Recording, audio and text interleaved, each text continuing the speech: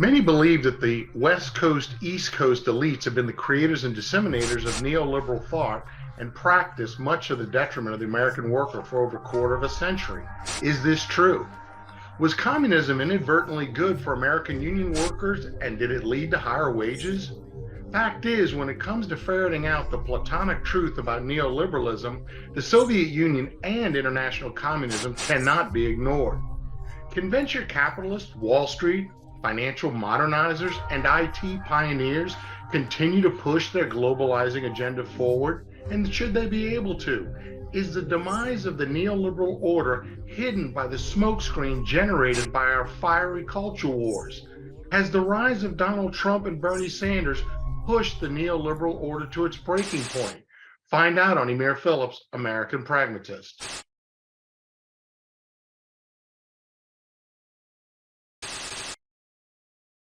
Ignoring all of the remedies, believing all of the rumors, with their endless database. I wanna sit with my enemies and say we should have done this sooner, while I look them in the face. Maybe that will crack the case.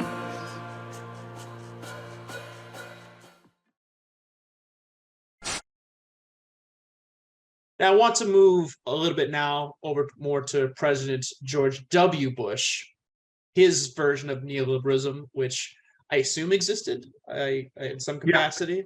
Yeah, Bush became a convert to neoliberalism, and he believed free markets released economic energy, political virtue, while big government stymied both. There's no argument he was not as much as, say, Dick Cheney, but definitely an advocate and a believer of neoliberalism.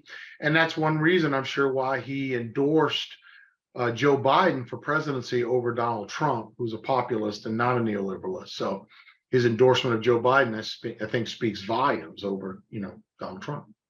Yeah, but for him, I'm sure, government was necessary to wage war. And I'm thinking, like Iraq and Afghanistan. I'm sure like all those things kind of, I feel like those are factors we should consider here. It does seem to cut against the neoliberal, don't want the state. But as we've shown many times, neoliberalism will use the state to advocate, don't mess with the market. So, good point, fair point. But Bush, to be clear, instructed Secretary of Defense Donald Rumsfeld to undertake detailed planning for the invasion of Iraq. But in accord with his neoliberalism, he didn't show that penchant for detail when he ordered no one to develop a serious plan for reconstructing the Iraq economy and society once the war ended. Because in his eyes, and he's being consistent here, there's no need for the U.S. government to undertake such a reconstruction. After all, the market, once suitably activated, would do that work. No government interference. So we need the government down to the last bullet to take Iraq. So you need hundreds of billions of dollars of planning to take a country, but you're not going to spend hardly any money on setting up a socioeconomic infrastructure for the market. That's the antithesis of the American system of Hamilton, Quincy Adams, John Adams, Abraham Lincoln, Teddy Roosevelt, Perot, and Trump. That's that they would view that as that's insanity. Yeah, and as I recall, I believe the Bush administration officials, those people there, they argued that the market would be superior to government for executing this type of plan. I mean, to be fair to the Democrats and the New Deal, look what they did after World War II, the Marshall Plan. The Marshall Plan was a detailed plan that was awesome, saved Europe from communism, and Iraq would have benefited greatly by a Marshall Plan. And I mean, it's a shame FDR or Truman wasn't president after Iraq was conquered. I think it would have been very different. But giant U.S. firms like Halliburton and Bechtel, they scooped up lucrative contracts to rebuild Iraq's infrastructure, water and electrical system, oil industry, schools, hospitals, everything. But they were under no obligation to hire Iraqis to work on these projects. Incredibly enough, the sociodynamic damage by not doing that is just, well, it's stupid and asinine is the only word for it. They often preferred, to hire foreign workers that included tens of thousands from the United States and from other Middle Eastern countries like Kuwait, Saudi Arabia, because they were thought to be more reliable and pliable than the Iraqis. But Of course, these Iraqis, once they've been defeated in combat and given no jobs and humiliated, would become ISIS. So whatever. No, I got you. But like, I mean, we I get, purposely did the Marshall Plan so Europeans wouldn't become communists. It's the same logic. Where's the Marshall Plan? But whatever. yeah, I got you. But wouldn't this lead to Iraqis losing out on jobs? And feeling as though they were, no gains to be had, from the occupation of the ousting of Saddam Hussein. Yeah, that's one of the ironies, of bringing free enterprise of neoliberalism in Iraq was that big American corporations invited in there were not being asked to operate in a true free market environment because, why not though? Well, the government reserved many of its big contracts for American firms, right? If you're reserving it for American firms, you're intervening in the market. So the neoliberalism's being Dick Cheney and Halliburton are being kind of hypocritical here. And there was no bidding. There's no market. There was no bidding against Halliburton or against anyone for that matter. So they were taking few risks, putting little of their own capital into private ventures with guaranteed returns by the government. They were privileged players in protected markets, fattening themselves at the U.S. government's Iraq conquered trough, which yet again conflicts with the tenets of neoliberalism to be consistent. I mean, if I recall correctly, it's that these firms, often fail to deliver on their promises of getting Iraq's infrastructure system, up and running with speed and efficiency. That just never happened. But they were still handsomely paid for their work. Saddam Hussein was criticized for engaging in crony socialism, and he was a Stalinist, and I'm no friend of the man. But we were engaging in crony capitalism, and I guess if I had to pick one, I'd go with crony capitalism. But still, none of this was lost on the Iraqis themselves. They were not fooled by this, and they were reduced to being unemployed bystanders in the rebuilding of their own country.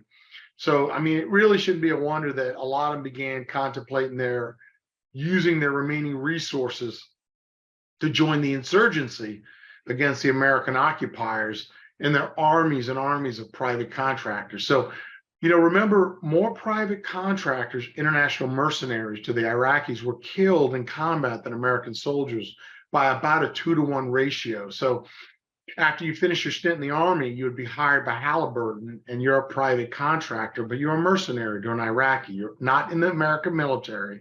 You have a gun, you work for Halliburton. They were more Halliburton mercenaries died than American soldiers in Iraq by about a ratio of 2-to-1.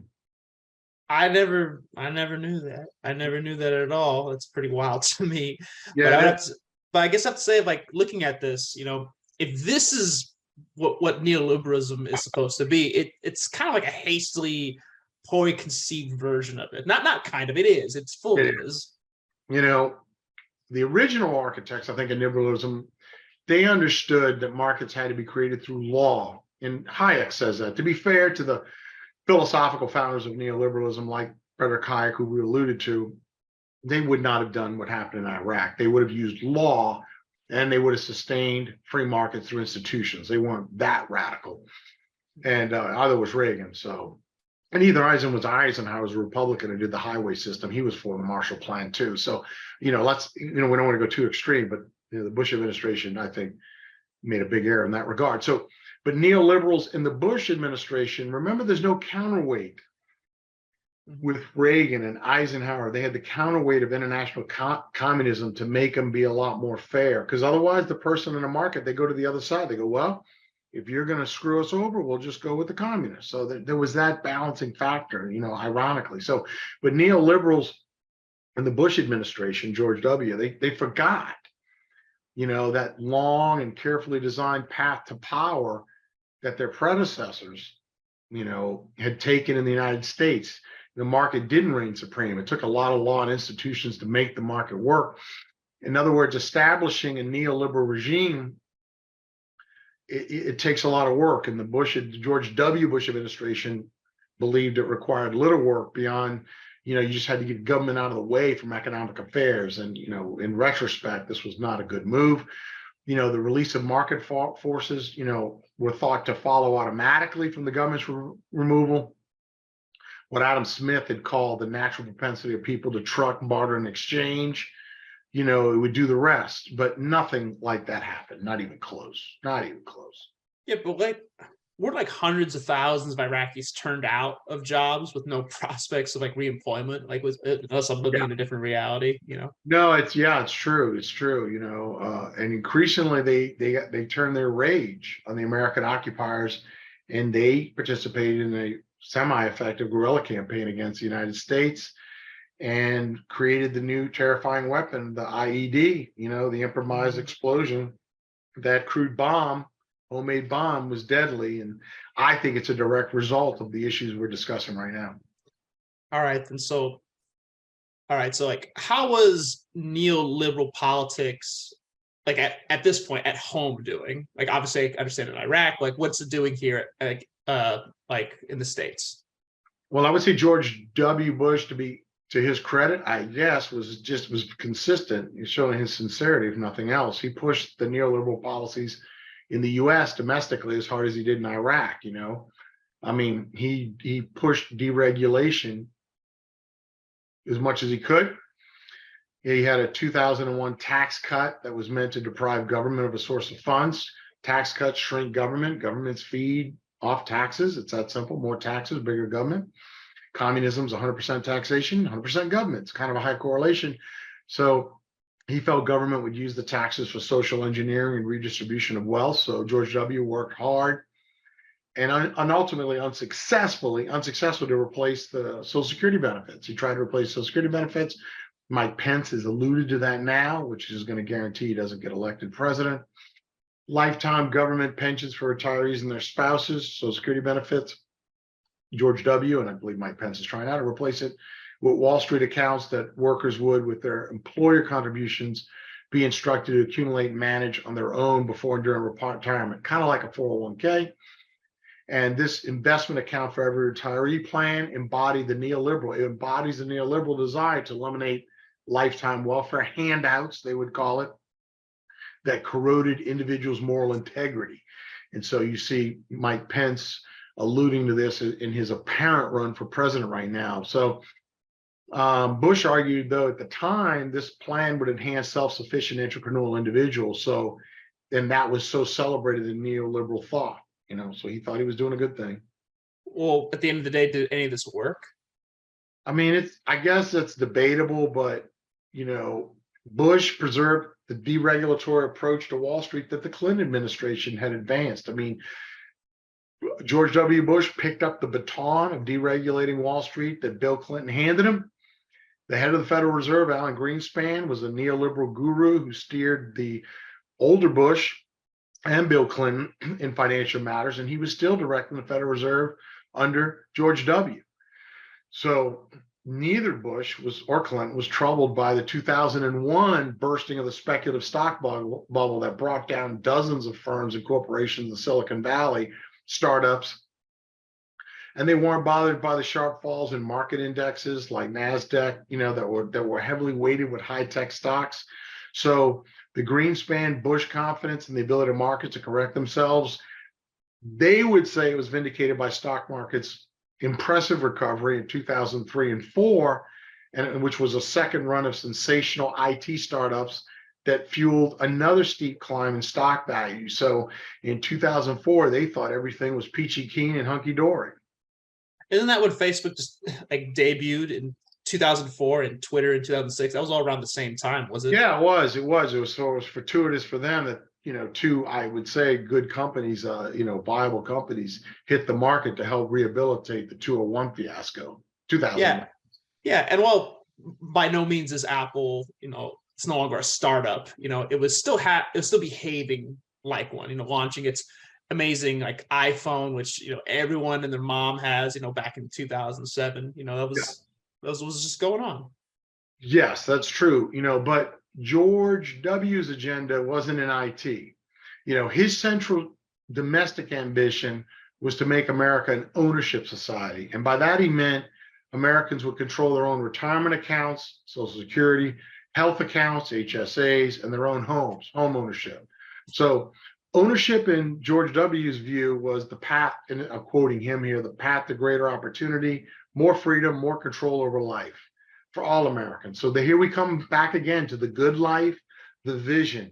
So this is the core, greater opportunity, more freedom, more control. Most people want that. That's the vision. He says neoliberalism will deliver. So home ownership was like his central push. Like that was his big idea. Yeah. And not just his, Clinton and George, George Bush Sr., and policymakers throughout the country on both sides of the party, Democrat, Republican, they'd been concerned about poorly performing housing market for a while. And after we defeated the Soviets, most Democrat and Republicans thought, can we do anything so home ownership rises in America? But the problem was, stagnant wages and rising home values, they were combining and pricing many working class and middle class families out of the housing market. And that was a concern to George Bush Sr., Clinton, and George Bush Jr. So it was a thematic concern for both parties. So Clinton also, not just George Bush, but like George Bush Sr., but Clinton also promoted home ownership a lot. They all did. The elder Bush, he led the way, passing a law to require 2 government-backed mortgage institutions, Fannie Mae and Freddie Mac, to increase their support of mortgages to lower income and middle income families. And what Freddie Mac was government-sponsored enterprises, also called GSEs, and what they do is they're authorized to buy up mortgages from commercial banks, and by buying them up, they inject stability and growth into the housing industry and allow banks to more readily give loans to poorer people because the government is backing it up with the Freddie Mae and Sally Mac. So it helps homeownership percentages go up. All right, it's like, and what if Clinton? How does Clinton? Well, Clinton administration used Freddie Mae and Freddie Mac as well, and he expanded the ranks of minority homeowners, although that may have been happening anyway from George Bush Sr. But one thing Bill Clinton did real specifically was he got Freddie Mac and Fannie Mae to dispense with the standard 20% down. My generation always had to put 20% down for a house. And that was beyond the reach of poor families. And now the percentage was like 3%. So the easing down of payment requirements had put mortgages within the poor's grasp. So it started to go up. But this led to, and this is critical here, subprime mortgages. So the fact you're not putting 20% down, we have a new concept coming here where you put 3% down, high-risk families, poor families, urban poor, buying homes. We now have the subprime mortgage, which means they didn't put the 20% down, and these borrowers are higher credit risks. So a greater level of risk became a justification for imposing high interest rates on subprime mortgages, or what they would do to the poor is offer low rates at first, and then something would trigger it, and then it would go up to a higher rate. So you started seeing new things like interest-only mortgages, even further allowing the poor to buy houses in the 1990s. So borrowers could make monthly payments on the mortgage, but not on the mortgage principal, and some of them didn't even understand that. It's really hitting home. So because I know we obviously know where this leads, to where the crash comes into play. So it really, it's always really hard to revisit this. I'm still mad at it, still mad about it to this day. So, well, at least you can start to see, though, the government had their hand in the great financial crisis too, starting with George Bush Sr., both parties, and they may have meant well. I mean, they're trying to increase home ownership, but the way they did it ended up biting them on the butt, and then it gets further. Wall Street lenders, investment banks wanted to secure their money. They always want, you don't want to lose against these subprime mortgages, and then they securitized them. And that's a process that began by they would assemble these mortgages from all over into bundles. And they might mix good mortgages and bad, safe and risky ones, and they would grade them in tranches accordingly. And then the bundles are going to be sliced into these small tranches and dispersed across the globe, Earth, a global base of investors. The thinking being we spread the risk out if we spread these slices of bundled mortgages all over the globe. So, the tranche is composed exclusively of subprime mortgages, what they thought to be safe because of this scattering around the world in this vast sea of securities. Big risks became small ones, and the computers and IT revolution allowed this to be done. And that's so the theory went. So here IT meets Wall Street in practical application with presidential policy on homeownership. So everybody's in the mix now. But didn't private banks also join in this, securitization, competing with Fannie Mae and Freddie Mac to sell these subprime tranches, as you call them, to investors everywhere? Yeah. The part of the banking industry handling the securities, and they're not always called securities. Sometimes they're called derivatives, and they were called. So if you hear that word, same thing.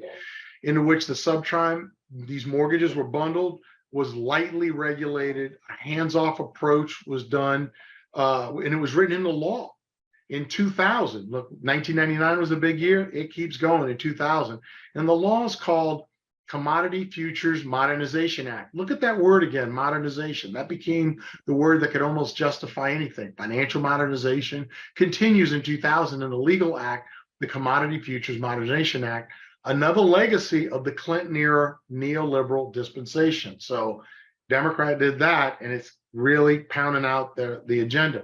So cumulatively, this adds up during the 90s to ease mortgage access. And to be fair, the rate of ownership under Clinton, it did go up from 64 to 67% of households of Americans. And that's a gain greater than the last 30 years.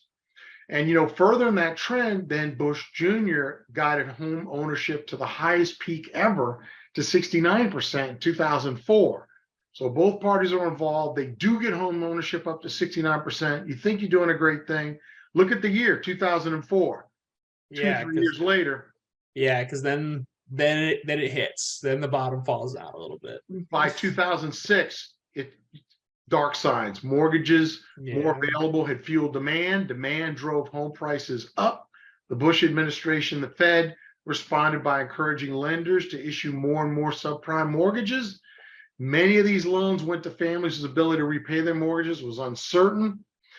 Banks, as a result, began attaching all sorts of transaction fees to the mortgage acquisition process, providing their balance sheets with a significant stream of income over the short run. And what this was it was a hedge of sorts against what they knew was the ill-conceived mortgages they felt at some point would fall. So they were hedging by putting up a lot of costs in processing these subprime mortgages to hedge against what they thought might happen and eventually did. Yeah, it was this crazy time. I remember like house acquiring mania spread from new buyers to existing ones seeking to profit from the rising value of their homes. Some families, they bought bigger homes or second and even third homes, with banks they were just like so eager, to facilitate these acquisitions by issuing new mortgages time over again and again and again. They just kept doing it. Some household took out loans and they were really second mortgages and they used them as a private ATM machine. So, when you go to guilty parties, there's a lot of guilt to spread around. When you're using a second mortgage as an ATM machine, so you can buy cars, trucks, TVs, vacations, whatever. Things are getting out of hand here quick. Yeah, remodeling, college tuition for kids, vacations. This is all contributing to a bubble. It's contributing to a speculation bubble at many levels. It's going outside the mortgage industry into the general economy with all this buying. But Greenspan at the Fed, the king neoliberal, wasn't bothered by any of it. He wasn't troubled. He sincerely believed that the fancy toolkit, the IT revolution we referred to earlier for dispensing risk globally, there comes that word again, globally, would allow the financial sector, specifically Wall Street, to weather whatever storms might happen. So he slept well at night. But I have to ask, is Greenspan is he's the guy. He's the guy. He's the messiah of finances, at least but worldwide, but I would say definitely for the United States. Were there any signs of what was going to happen that gave him any sort of hesitation at all, or what happened? It's mixed. By 2005 or 6, the policy should have stimulated economic growth, jobs, and wage increases. But in each of these areas, you didn't see it. Inflation should have begun to creep up, to forestall the possibility. Greenspan did put the Fed on a mild. He did raise rates a little bit in 2004. He should have raised them a lot more. Higher interest rates should have dampened consumption and home buying because you're borrowing at a higher rate. It didn't. It didn't. People still believe the housing price, the increase in housing pricing was offsetting the mild increase in interest rates. People still thought it was too good a deal to pass up. And inflationary pressures more or less were flat. So what that meant was household and consumer debt just kept soaring. People kept falling in massive debt to get a house. And then using the house as it raised in value to go buy more stuff and fall in more debt. So like I think this is a common question with my generation who always like the bankers, like why didn't they do something, why they step in? It's like what, like bankers are the experts here. It's like why didn't they do something like when they have all the information on hand, they can kind of see, I would assume they could see this kind of coming to a head here. Like what was their headspace at? On the political level, George Bush, Jr., George W., he neglected the regulation of the banking industry at a time when careful superintendence of the subprime mortgage market might have made a difference. He could have seen it. They didn't. The derivatives industry, there was a general belief that took hold amongst investors that the federal government, at the end of the day, would clean up the mess. And that's the moral hazard argument, no matter how large. And I think that was very sincere. And they never talk about this. Even worse, this belief by Wall Street and the derivative industry that the federal government would pick up the mess turned out to be correct. And one reason is because the people who work at Wall Street then go work for the government, who then go work for Wall Street, who then go work for the government. So, the bill for this developing fiasco would come due soon and amount to roughly $6 trillion. And the check was issued by Mr. Hope and Change himself, the Obama administration. So, there's blame to go around. You say about the bankers. It wasn't just the bankers. It was, Obama cut the check. And the bankers, to their credit, you say they're experts. Moral hazard, human nature kicked in and said, Daddy Warbucks, the federal government's going to clean up any mess I make, so who cares? So they were worse than experts. They were guilty as sin, and a lot of the bankers, for having that attitude, should have been thrown on the unemployment line. For seeing this conversation, I'll reserve my tangent on American bankers for the time being. But I remember, it was in September of 2007, roughly, the British bank, I think it was Northern Rock, involved in mortgage securitization. It failed. Then in March 2008, the American investment house, Bear Stearns, itself stood at the edge of collapse. It was right there, saved only by JP Morgan's Chase, their decision to purchase it at a bargain basement price. Then after that, the Bear Stearns bounce, it was, so toxic at this point that JP Morgan, Chase, it demanded and received a 13 billion loan from the US Treasury.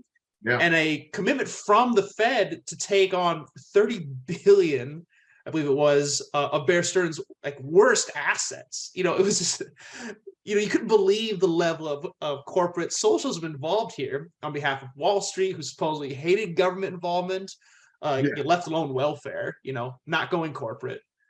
I mean, the federal government never helped small businesses like that ever, or individual families or anything like that. I would say up to that time, but during the pandemic, Levi, President Trump did offer SBA, small business loans, at historically low interest rates, not to mention PPP if you didn't fire an American worker. So Trump would do what Obama didn't. He didn't focus on saving Wall Street during the pandemic. He was trying to save the economy and American workers. And his plan during COVID reflects that. But prior to Trump, I would agree with you.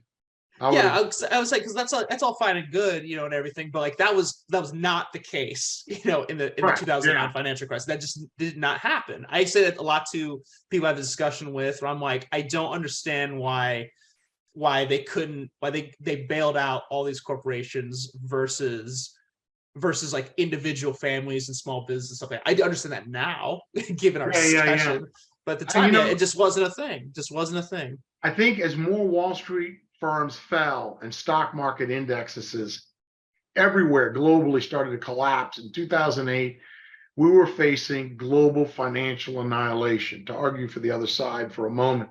Yeah. When the stock market finally hit the bottom of 6,600 in March 2009, it was at 50% from the peak of a year and a half earlier. When people lose 50% of their 401k retirement, I mean, you're talking panic at a level that's hard to describe. By that time, housing prices had fallen a third. Between 07 and 09, US households lost somewhere between 11 and I believe $20 trillion in net worth. Let me say that again, 11 and 20 trillion. You talked billions a few minutes ago, 13 and 30 billion. I'm talking 11 to 20 trillion in net worth the Americans lost, our country. And encompassing, that was their decline in their real estate, stocks, and pensions that went down.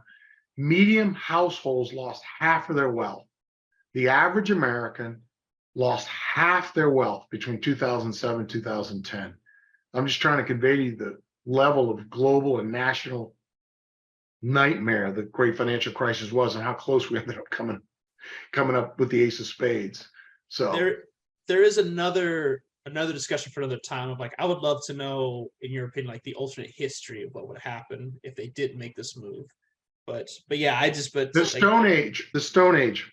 Yeah, and like that's what would happen. Yeah, I would love to get into more detailed version of that. But like, I just remember, the spending just dried up. Like the money was because they didn't have the money. Look, if you lost half your wealth, would you spend? You would be clinging to every dollar you had left. And that almost happened during COVID, which is why I thought it was critical the Trump administration imbued America with trillions of dollars of liquidity. And that's what the Federal Reserve should have done in the Depression, which probably would have turned the Great Depression into a recession, and it didn't do. And Obama didn't do it either. So that was a big mistake in my opinion. But declines in consumption, they correlate strongly with decline in wealth. And we just said America's lost half their wealth. So case in point, the number of cars sold, which is a good indicator in the US, went from 16 million in 07 to 9 million in 09. That is a lot of money lost, a lot of sales. In 08, General Motors, with a monthly payroll of almost 500 million, it was going to go bankrupt in the summer. Toyota said it was in trouble. Oil prices collapsed. The economic slowdown spread to East Asia and hit companies like Hitachi, Sony, Panasonic. Unemployment doubled in the US from 4.7 in early 08 to 9.4 in 09. Worldwide, an estimated 27 to 40 million jobs gone, disappeared. I mean, this was the biggest socioeconomic nightmare since the Great Depression. So then at this point, would it be safe to say that neoliberalism, like neoliberal order, it failed? It brought the world very, like you mentioned before, to like the Stone Age. Like it had put us right on the precipice. Yeah. So which that means it failed? Yeah, I would say so. I would say in that context, yes. Mm-hmm. But then Obama steps in. He would prove captive to his own inexperience, never worked in the private sector, and his resulting caution. He was young. Like I said, he never worked in the private sector. I don't know what else excuse I can give, but yeah, he stepped in. All right, so then so he steps in, and then what does he do? Like, what is? Well, I mean, I'm referring to what he did. I would say because he entered public life as a state senator in Illinois in '96. He won election to his first national office, the U.S. Senate, in 2002. In 08, he was only a one-term senator, a backbencher is what they call him, so to speak, limited knowledge of Washington. He never managed a large agency or enterprise, public or private, never worked in the private sector, really. And as a senator, he never moved a single piece of legislation, major legislation, through Congress. His only vote of note, which he used in his campaign thematically, was as a senator, he did cast his vote against the Iraq War in 2003, which was a principled stand and a prescient one that he ended up milking and working to his advantage in a big way. But I'm trying to show here how his background politically, his youth, made him extremely unprepared for dealing with the wiles of Wall Street and with the greatest financial crisis since the Depression.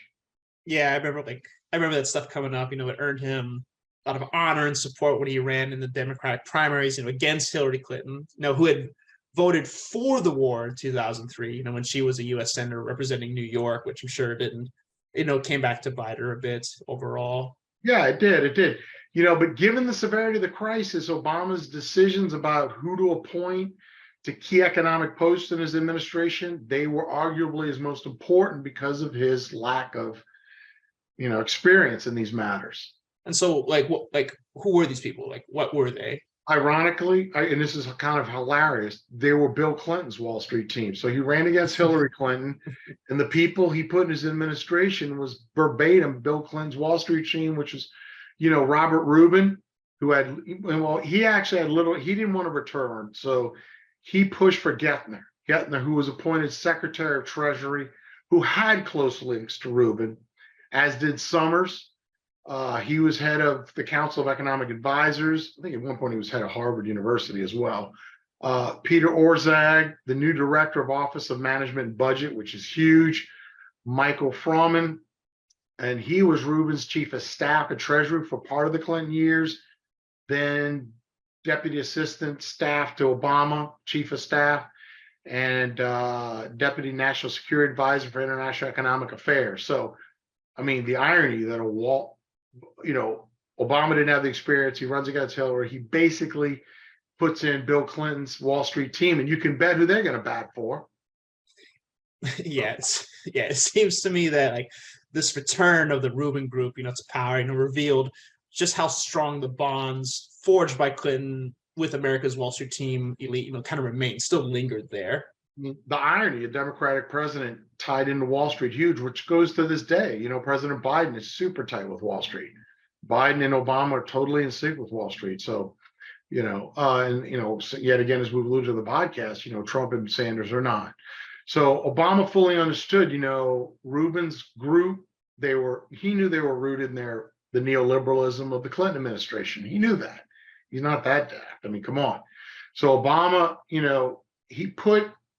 had to have pushed aside in his mind the inconvenient knowledge that the Rubin team, through its deregulatory agenda, had put the country on the path toward the great financial crisis of 2008. So why you would listen to them for the solution is beyond me. Were there other viable options at that point? Yeah, I think a more radical economic plan would have entailed either nationalizing the banks for a short period of time or breaking them up into small entities, or both. Instead, President Obama bailed out Wall Street and prosecuted essentially no one for the great financial crisis, which to my mind was the absolute wrong thing, wrong message to do. And Bernie Sanders and Donald Trump would agree with me on that emphatically. Even as a young kid, seeing all this go down in front of me, and then being told very vaguely, but told that these banks, all these large entities kind of did this to the country, did this to themselves. I was pretty shocked when Obama, someone who we've already said hope and change. He saved Wall Street, reinvest in all when over 100 million Americans, lost homes, jobs, money, and it was just, even as a little kid, I understood the significance of that, and it still baffles me today. And the fact that Hillary Clinton would support him, it made Bernie Sanders a viable presidential candidate, because at the end of the day, President Obama's decision to put the recovery package so heavily in favor toward financial elites, Wall Street, it did not get good reviews on Main Street, and Bernie Sanders would use that big time. Oh yeah. Millions of Americans were, they're wrestling with the effects of the economic calamity, and the Obama administration did not send a single banker to jail, nor did it compel any financial institution to pay for, its misdeeds by breaking it up. It's crazy. Given that all these political promises. I remember my dad always, my pops, he always says, they could pay me, hundreds of millions of dollars to run these banks into the ground. I could do that just as easily. That's right. That's true. That was always the common joke.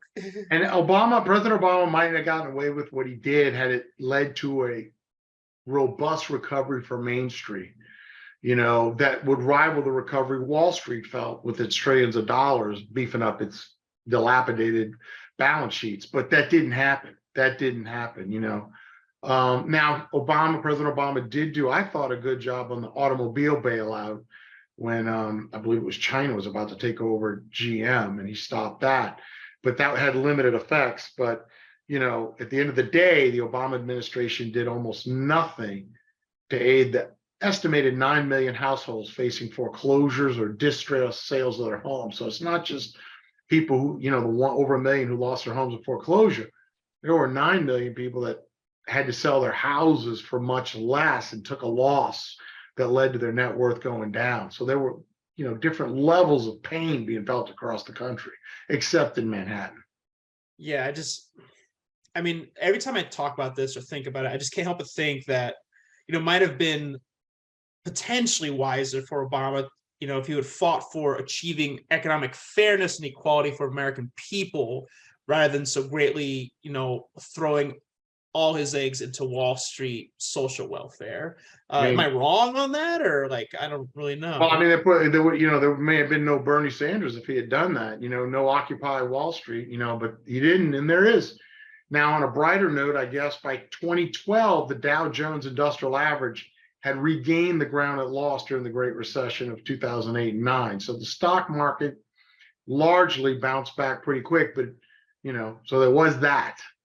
And did jobs also have that same sort of bounce back, or for no? American This workers? Is what we talked about throughout this podcast: the dichotomy, the separation between Wall Street and Main Street. It's structural now. It's structural. Our jobs have been outsourced. We have no connection with the stock market in terms of employment. That's over with. It hasn't been true since the 90s. Wall Street and Main Street have little to do with each other. So unemployment remained far, above high unemployment where it had been in 2007. It did not. Job levels, they didn't return to pre-recession years for 8 long years, when Trump became president. During Obama's first term, the income of the top 1% of American income earners increased by more than 30%. He gave all that money to Wall Street. It had to go somewhere. It went to the top 1%. They increased their income by 30%. The bottom 99% of Americans settled for a 0.4% raise increase in their income. That's a half, not even half of 1% of an increase during Obama's first term. That's how bad it was. Man, as someone who championed Obama, who voted for him, that's terrible. I could say it's safe, but it's atrocious. At the end of the day, when you throw $6 trillion at Wall Street and pennies to Main Street, what did you think was going to happen? I was cussed a little bit. I don't know. I don't. Yeah. I don't. Not only that, when the economy's in the doldrums like that, young workers have years of unemployment or under or no employment, and that stalls their development and careers, and puts a big dent in their lifetime earning capacity, and that's another harm to that deep long-term recession that lasted a decade. The experience, in minority communities, homes, the disproportionate number of subprime mortgages in minority communities, that went unaddressed. Obama being the first African-American president, you would have thought he would have focused on subprime mortgages in the inner city. He did not. The pain accumulated not just in African-Americans, in their communities in urban areas, but working white communities as well, where rates of alcoholism, drug abuse, and suicide soared during this period of time. There were massive non-economic effects of what went on. So anger, I'm trying to show here from every angle, anger at the economic equality that President Obama institutionalized began to stir into a populist fervor or a progressive fervor. Take your pick. Yeah, it's pretty, at this point especially, it's pretty easy to see the counter-revolution of Bernie Sanders and Trump, their popularity, why it came about so easily. Now we can talk about neoliberal hegemony.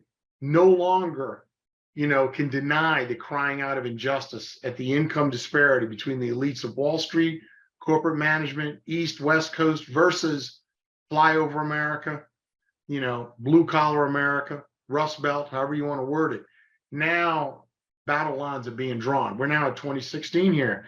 The distress and economic dislocation caused by the great financial crisis, it had come on the heels already of 2 decades of economic inequality between those benefiting from global orientation of the liberal order, the haves, top 20% of America probably, and those who were not, the bottom 80%. Certainly middle class, blue collar, Manufacturing-based Americans certainly suffered massively prior to the great financial crisis for the last 15, 20 years.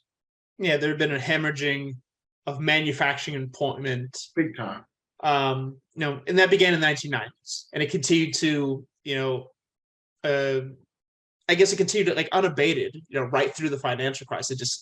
It just all went all the way through. During that period of time, more than 2 million Americans' manufacturing jobs disappeared.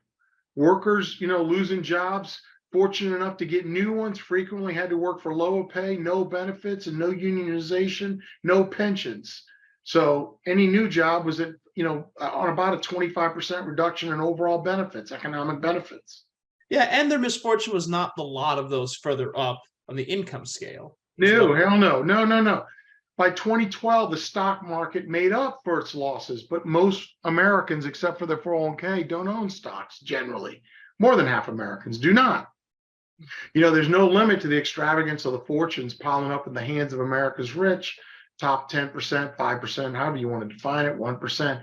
The economic or income inequality, it's become a defining feature of the American economy we all allude to, and it's just continued to widen.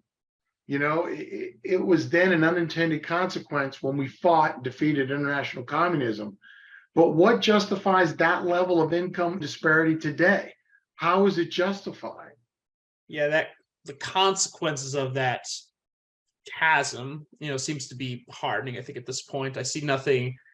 I hold out hope that, like, we could always come out of it, but from a realistic standpoint of view, I don't see anything coming to the rescue. Not only something to the rescue, we focused on income disparity, but there's also other non-economic factors, which I've lightly alluded to. But, don't forget the marriage rate fell from 1960 to 2010 from 84% to 48%. Partly this reflects a rising divorce rate of divorce, but more and more people just don't get married. And the decline in marriage is not matched by a decline in births, which means more and more being born out of wedlock and living in single parent households, which a lot of people think is probably not the best thing. So for example, the percentage of children born to unmarried white mothers increased from 3% in 1960 to 30% in 2010. Among white mothers with less than a high school education, went from 10% to 60%. So there's non-economic factors going on here as well, not just income disparity. So fewer and fewer children in such circumstances were living in households where an adult man and an adult woman were both present. Or if two adults were present, the chances that the adult man would be the biological father of the resident child decreased over time. As the mother was more likely to have a series of partners and to have had children with multiple men who came and went. I think it's kind of...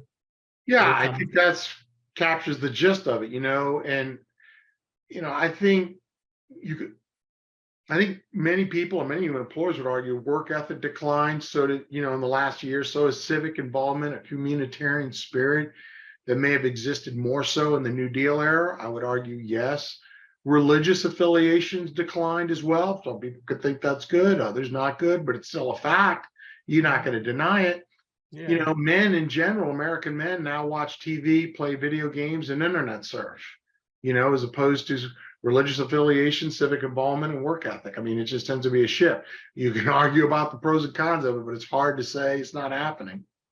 No, it is happening. Just to give a little personal anecdote, I do see that a lot with a lot of people my age. I love playing video games, and I think it comes from a lot of this sort of beaten down effect after that crisis. You beat us into the dust. We don't really feel like it's kind of hard to want to work at times. It's not the stuff of great nations. In its worst versions of it, it's definitely not the stuff of great nations. And to case in point, that's why there's not what you just described in communist China. And in terms of breaking bad socioeconomic culture that we both referred to in this podcast, because it is such a good series, there's also the rising rate of self-harm, suicide, and just death in general amongst working class white men. Alcohol, drug poisoning, fentanyl, Oxycontin, you name it, it's increased fourfold from 1999 to 2013. Suicides up 40% in the same period. No other group in America, not wealthier whites, not blacks, not African Americans, not Latinos, of any income or educational group, experienced a parallel rise in self-harm, suicide during this period than white men. Never discussed. So pronounced is this rise that overall mortality rate amongst working class middle-aged white men in the US actually began to increase after decades of decline. So a demographic reversal of this sort had never previously been observed to have occurred within any group resident in the advanced industrial nations of North America and Europe, except in moments of war, pandemics, or genocide. That's how bad it is. So then what's the root cause of this? I mean, I think it goes well beyond race, black or white. You've got to see the socioeconomic consequences of decades-old patterns of globalization, mounting economic income inequality we've alluded to, the loss of millions of well-paying, secure blue-collar jobs, the Great Recession of 08-09. That was the high watermark of this sordid process. But I mean, it's a mess. It's a mess. But wasn't this also the process that that Bernie Sanders tried to strike out against? Wasn't that was one of his big platforms? Bernie's attacks in 2016 campaign on free trade were equally shocking to Democratic Party leadership. I mean, he pissed off the Democratic Party about as much as he pissed off the Republicans. So, he didn't spare anyone. Sanders had opposed NAFTA since its inception. One thing I find a little disgruntled about Bernie Sanders, he fails to mention that in his last campaign running for president. But I want to say clearly, Bernie record's on record again and again and again and again and again and again of opposing NAFTA, as did Ross Perot, as did Donald Trump. I just want to be very clear about that. He cast himself against free trade with China as well, just like Perot, just like Donald Trump. He believed, just like Ross Perot and Donald Trump, it was doing more harm to America's working class than to help it. Why Bernie Sanders won't say what he said then? I don't know. It shows me a lack of character and integrity. I'll be frank. I'm not impressed by it. The notion that removing all barriers to trade in the world would lift all boats and spread affluence everywhere was, from Bernie Sanders' perspective, nothing more than neoliberal mirage, garbage. And he said it again and again, though not recently. Globalization yielded winners and losers in every country. The winners, in Sanders' eyes, in 2016, when he ran, were the corporations, the banks, and those invested in the stock market.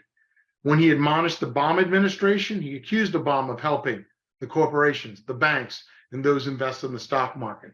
Not so much anymore.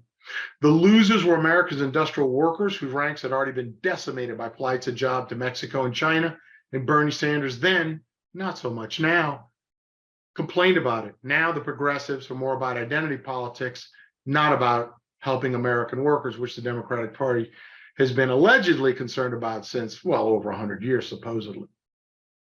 Yeah, and those fortunate enough to retain their jobs, face constant pressure from employers to live with reduced wages and benefits. I had this, many of my peers had this, and it continues now. It does, but I'm still not finished with Bernie Sanders. I'm not finished. In a debate with Hillary Clinton in early March 2016, Sanders charged that she had undermined the livelihoods of good Americans by, and I quote, supporting virtually every one of the disastrous trade agreements written by corporate America. There he's attacking China, the World Trade Organization, NAFTA, and corporate America. I remember him saying this so much. I remember him coming at this so much, and I was so aghast that more people didn't latch onto us. And also, I think it is fair to say, give credit where credit is due. This does sound very much like Trump or Ross Perot in that regard. Like, totally verbatim. In fact, if I didn't tell you who said the quote, half the audience would think it was Trump or Ross Perot. Yeah, you could easily put on a poor impersonation of any of these candidates' voices and have them say this line, and it would be like, yeah, that's definitely something they would have said. But that was 2016. Bernie Sanders today, he's more quiet on these issues, and he's quiet on his strong Second Amendment support of gun rights for so many years as senator of Vermont. I find that disconcerting. You supported it for many decades. Why all of a sudden not so much? Why the shift to identity politics? Bernie, speak up.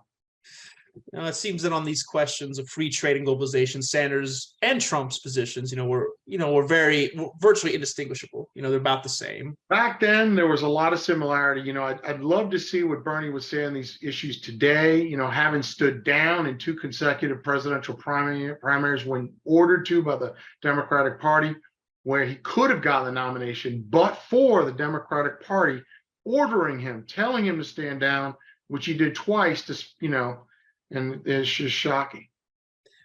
I mean, but I know he's under the Democratic Party, but Bernie says he's an independent, and or social democrat. That's kind of more of his brand. He does say that. He doesn't act like an independent. You're not independent when you're told to sit down twice and you do it.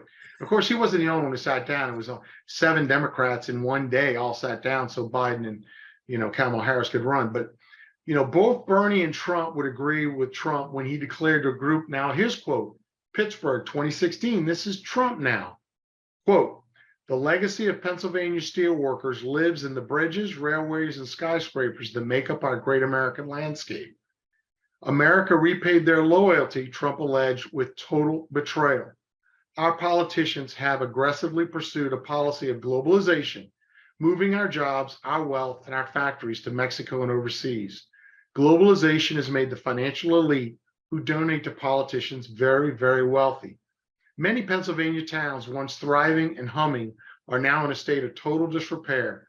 This wave of globalization has wiped out totally our middle class. It does not have to be this way. We can turn it around." Many of the words from Trump's, his Pittsburgh speech could have been lifted directly from a Sanders speech. I think you could have. It's called a spade a spade. It could have. I think you could have easily taken. I'm not saying every speech is exactly something Bernie would have said. It's not what we're saying here, but there are definite very clear parts of it that have the same exact level of focus, intensity on the same exact things. I agree. And the blistering nature of their attacks on free trade and globalization, and the injury these policies have allegedly done to ordinary working class Americans, and, while enriching and greatly increasing the economic inequality of America's economic and political east on the West Coast and East Coast and Chicago, they hit home big time, and it allowed Trump to win the presidency in 2016. So, and had Bernie not backed down, he might have won the presidency with the same message. Yeah, and I think you believe that to an extent these arguments were resonating with the left and the right. It revealed that the extent to which the neoliberal order was cracking and breaking down, I think. For sure. When neoliberalism was hegemonic, when it had the commanding heights, the virtues of free trade and globalization were unassailable. If you attacked them before the great financial crisis, you would have been put in the insane asylum. To attack the policies pre-great financial crisis, you would have been marginal and irrelevant at best, and arguably publicly painted as dangerously delusional at worst. The fact that the most dynamic, contestants for the presidency in 2016, Bernie on the left, Trump on the right, whether you agree with them or not, they mounted direct challenges to neoliberal orthodoxy. It shows the degree to which the neoliberal order, political order, was coming under challenge, and perhaps was going to be knocked from its perch. Biden's election negates that, I would argue. Is there anything that might do that, now, or?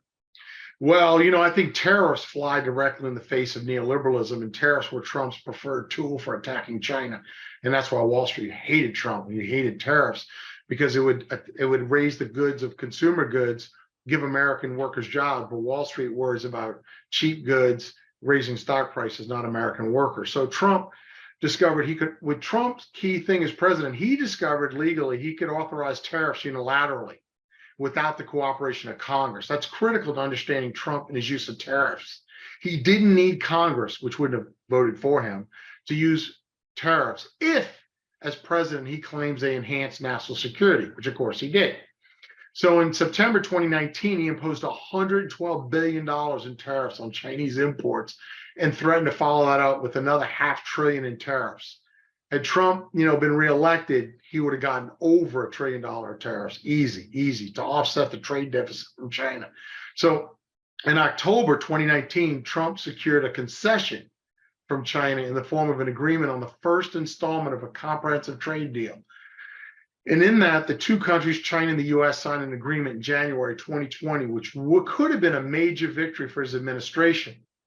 But the gains and would-be gains by tariffs have been completely nullified by President Biden. President Biden has negated and stripped away as president, which he can do as president, all the gains from tariffs by Trump. And so that's all gone now. And by the way, just last week it came out, our trade deficit with China was $691 billion, the largest in US history, the largest ever. So President Biden can say he was a critical key component of that. So instead of bringing in at least $500 billion to $1 trillion in tariffs, federal taxes that US Americans wouldn't have to pay in taxes and giving jobs to American workers, President Biden within 2 years has brought about the biggest trade deficit and the largest trade deficit between China ever at almost $700 billion. Oh, just a feel-good podcast today. All right. Beyond tariffs, like what else might, I guess, curtail neoliberalism's globalization, I guess, is my next question. I think the global corporate strategy of stretching supply chains around the world had been premised on the notion that goods could cross national boundaries easily and quickly. We've alluded to that time and time again in this podcast, and it really came to bear with relevance during COVID. So with the world possibly, slipping away, with COVID and the resurgence of another pandemic possibly, the prudent strategy might now be to produce more goods closer to home, either by increasing domestic manufacturing, like surgical masks, or by developing a shorter supply chain with nearby countries like Mexico and Canada, since our relations with them are more secure than with communist China. So I think COVID-19 further accelerated the push towards production in one's own nation, in which the conditions of manufacturing and transportation are more stable and controllable than the international arena. And this flies right in the face of neoliberalism. So to the extent producers and consumers in various countries have begun to question the pursuit of the borderless world, I guess, is neoliberalism, is it in jeopardy? I think it is. I think that's where we stand. They're questioning it. They think a borderless world isn't necessarily a good thing. The Russian-Ukraine war is adding to that. And that's where we stand, Levi. And you heard it here on Emir Phillips, American Pragmatist. The apogee of America's welfare state, with all its limitations, was coterminous with the height of the Cold War. To argue for communism's importance is not meant to rehabilitate it as a political movement, far from it. It's just to put neoliberalism in the proper perspective. Communism was an indefensible system of tyranny, to be clear. The point here is meant to help us to understand the role that communism played in the century when it was a feared force and a relevant socioeconomic force, and then to call us to reckon with the effects of its extremely sudden and complete disappearance from international and national affairs in 1991. The neoliberal order emerged out of the ruins of the New Deal order. Those inside the left had to grapple with the key 1990s challenges. The challenges of that decade were stark and unique, given how incredibly fast international communism in the Soviet Empire ended. Namely, communism had fallen at least in part because it had long before poisoned the dream of socialist emancipation. It was proven false before it fell. In most parts of the world, socialism in any form by 1991 had lost its capacity to move the masses, at least to the point of violently exporting their revolution, Cuba being one notable exception. This left neoliberalism utterly unopposed from the North Pole to the South. Unfettered capitalism barged into markets around the world in ways robber barons could only dream about. Ross Perot came out of nowhere from Texas and cautioned us, the United States, and we as a nation simply did not listen. He even made the same famous quote about NAFTA, that great sucking sound will take our jobs, and prophesied and essentially described Amazon and said from warehouses out in the desert, they would be delivering goods, putting retail business out of business and taking away American jobs and sending them down south to Mexico, or in today's case, China. And then his political son, President Donald Trump, showed up. We see the unadulterated fruit of neoliberalism in the power of telecommunication corporations, specifically Facebook, Twitter, Apple, Word, and so on. The podcast that we just did delineated and explicated that fact. The regulatory imperative that had done so much to shape popular responses to corporate power 100 years before during the robber barons don't seem to exist anymore. Where are today's muckrakers? Lord only knows. The future that did unfold centered on the triumph of a neoliberal order and had been facilitated in the first instance by the sudden and unexpected collapse of international communism and specifically the Soviet Empire. The consequences of that collapse still reverberate socioeconomically, culturally, and politically 25 years later. It's important to remember that deregulating finance and deploying risky financial instruments had been as much the work of Democrats as Republicans. Bill Clinton was critical in financial modernization, as the podcast alluded to time and time again. Both Democrats and Republicans had used a professed commitment to racial equality and pluralism to gain support for dangerously unsound socioeconomic policies, like financial deregulation and IT deregulation, which is usually not discussed, which led to the big tech censorship we have now. Both thought that Greenspan at the Federal Reserve, Alan Greenspan, was a financial wizard. Both parties, Democrat and Republican, subscribed to the neoliberal shibboleth that market risk was a thing of the past and had been solved by IT software. Technology, it was believed by both parties, both Democrats and Republicans, had put market perfection within human grasp being, of course, at an institutional level, Wall Street. Abundance for everyone would be the result. How sincere they were in this belief is up to you to decide. But that was the neoliberal promise. That's clear. There's no argument about it. That was the proposition. Both Democrats and Republicans had tied their fortunes to delivering on that neoliberal promise. Al Gore himself had been at the center of the Democratic Party's neoliberal campaign. Clinton's trusted techno-utopian lieutenant, Al Gore. In the aftermath of the 2008 great financial crisis, globalization and neoliberalism could no longer be promoted as policies that lifted all boats. Techno-utopianism could no longer hide the truth that serious structural imbalances in the global economy threaten not just to collapse economies, but to rend the social fabric of nations. That's going on now. Look at the Russian-Ukraine war. The economic hardship and distress caused by the crash would linger for years after 2008, and we're still suffering the consequences for it at many levels.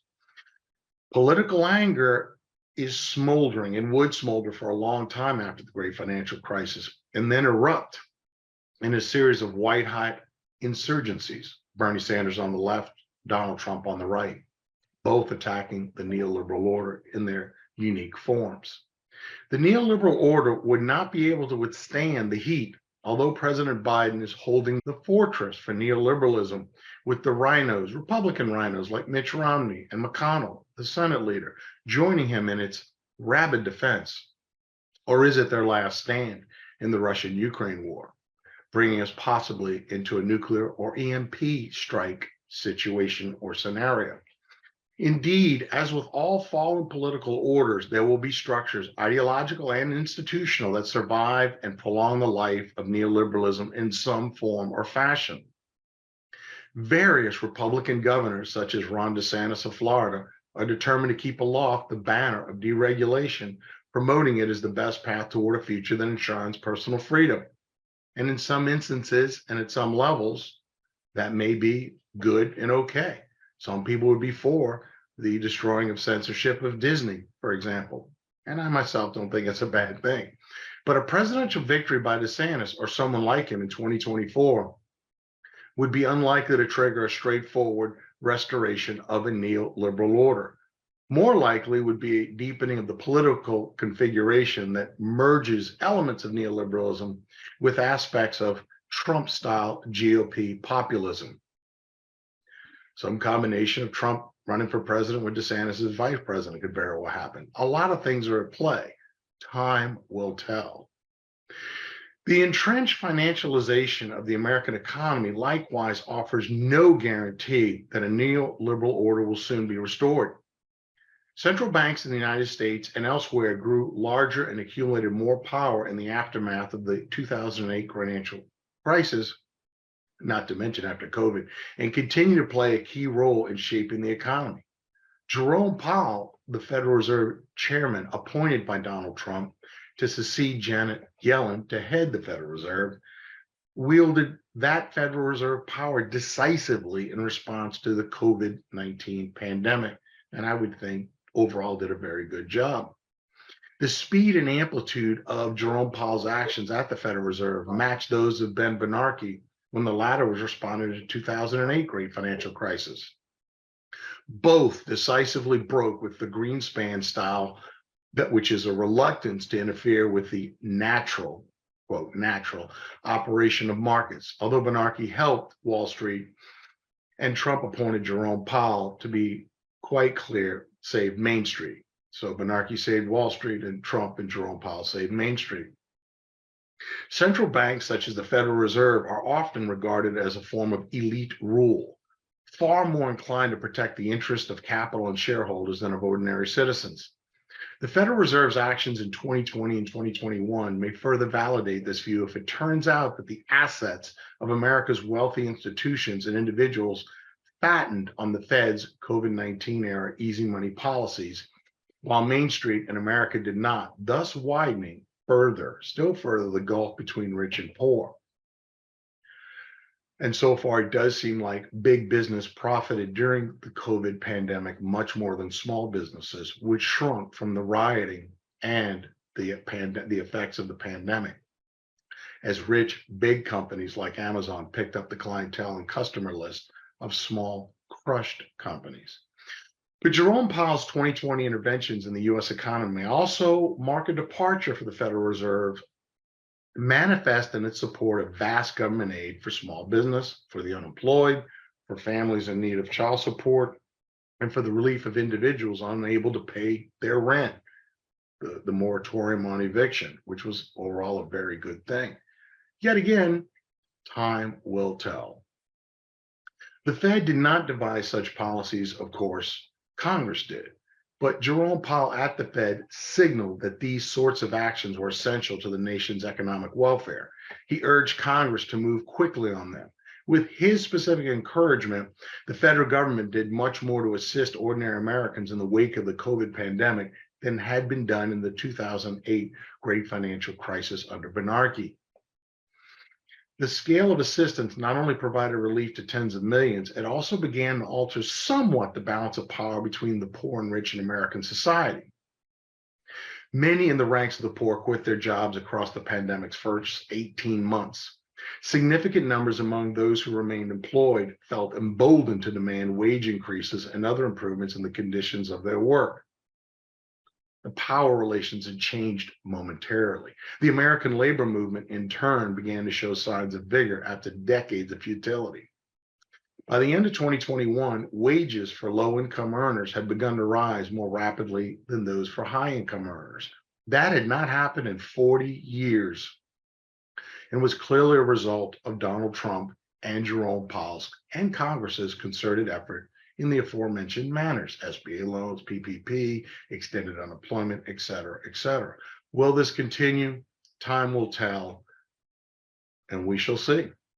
Is it possible then to read into the Fed's actions the emergence of a newly democratized politics of public finance? If so, it is happening by the increasing rather than reducing the powers of the Federal Reserve and by deploying them to benefit a far larger cross-section of Americans. It is too early to know whether this repurposing of the Federal Reserve will last. In the coming years, the traditional role of the Federal Reserve in buttressing the rule of financial elites may be restored. The Fed can go either way. But to be clear, it is the fourth branch of government. We don't just have three: legislature, executive, and judicial. No, there's fourth. If you don't see the Federal Reserve as a fourth branch of government, you're very deluded. So furthermore, inflation hawks will certainly urge this course of correction on the Fed, but admittedly, inflation over 5 or 6%. It's just too high. It's too high. And then right now, it's running well over 9 or 10%. So, and some would argue more than that. So now let's focus on culture, which the podcast went into with the culture wars. The survival of cultural elements of neoliberalism also offer no guarantee that the neoliberal order itself is alive and well. Cultivating entrepreneurs of the self has long been a cardinal feature of the neoliberal order, and it shows no sign of waning. This principle has manifested itself in Silicon Valley entrepreneurs and Wall Street hedge fund managers fashioning themselves into, quote, masters of the universe, end quote, in hundreds of thousands of automobile owners responding to Uber's and Lyft's invitation to become, quote, entrepreneurs, close quote, in their own right by gaining the, quote, freedom to choose when and for how long they would drive their private cars as taxis. In analytic movements in baseball and other sports seeking to sculpt athletes' performance through a far more systemic study of human inputs and outputs than has ever been attempted before. The Oakland A's did that in the 90s. Brad Pitt did a movie about it. And in the obsession of millions of individuals with constantly measuring their steps to walk at work, that is a form of neoliberalism as well. Market efficiency at work in relation to health insurance. Maybe it's bad, maybe it's good. So, but at the end of the day, the miles you walk, run, calories consumed, energy expended when measured by corporate America is an aspect of neoliberalism's culture. Don't make any mistakes about it. Tens of millions are engaged daily in parallel kinds of endless calculations to determine their popularity or lack of on Twitter, Facebook, Instagram. Yet again, a cultural manifestation of neoliberalism emanating from its philosophy. Never have so many people been preoccupied with such self-scrutiny in their self-creation or in manifesting and promoting, marketing themselves to the rest of society in our nation. This freedom of self, which is such a key component of neoliberalism, frankly, can be quite exhausting. And to what extent does neoliberalism and this form of neoliberalism promote narcissism? That'll be for you to decide. Now, let's move on to the tech component, the technological analysis of neoliberalism. The IT revolution, another key feature of the neoliberal order, made possible this phenomenon of perpetually counting and measuring, for example, your steps at work. In the utopian 1990s, the self-knowledge resulting from this revolution was held up as liberating, as delivering on the neoliberal promise of personal freedom and emancipation. Now that the technological utopianism of the 90s and 2000s is gone, the measurement imperative that remains has become as much a mechanism for tyrannizing the self with the relentless injunction to do better, to do more, to do more, to do more. As for realizing the full possibilities of one's personhood, no political movement to release individuals from this tyranny of self-scrutiny has yet gained traction. But perhaps a visionary imagination will arise to call for freeing human consciousness from tech-imposed fetters. Watch out, Facebook. The mere survival of elements of an order, therefore, should not be mistaken for the order itself surviving. Social Security is still a popular welfare policy in the United States, nearly 90 years after the New Deal brought it into existence. But the New Deal order of which it was so essential a part is long, long gone. Vestiges of the neoliberal order will be with us for years and perhaps decades to come. But the neoliberal order itself is breaking from Bernie's left and Trump's right, a vicious 1-2 combination. A political order must have the ability to shape the core ideas of political life, specifically, what is the good life? It must be able to do so, not just, for people located across the political spectrum. It's got to go beyond that. The New Deal order sold a large number of Americans on the proposition that a strong central state could manage dynamic but dangerous capitalist economy in the public interest. The neoliberal order persuaded a lot of Americans that free markets would unleash capitalism from unnecessary state controls and spread prosperity and personal freedom throughout the ranks of Americans and then throughout the world itself. Globalization, cosmopolitanism. multiculturalism. That's how it's getting done institutionally, globally. Neither of these propositions today command the support or authority that they once possessed. Political disorder and dysfunction reign currently. What comes next is the most important question for the United States and the world that we now face. You heard it here on Emir Phillips, American Pragmatist.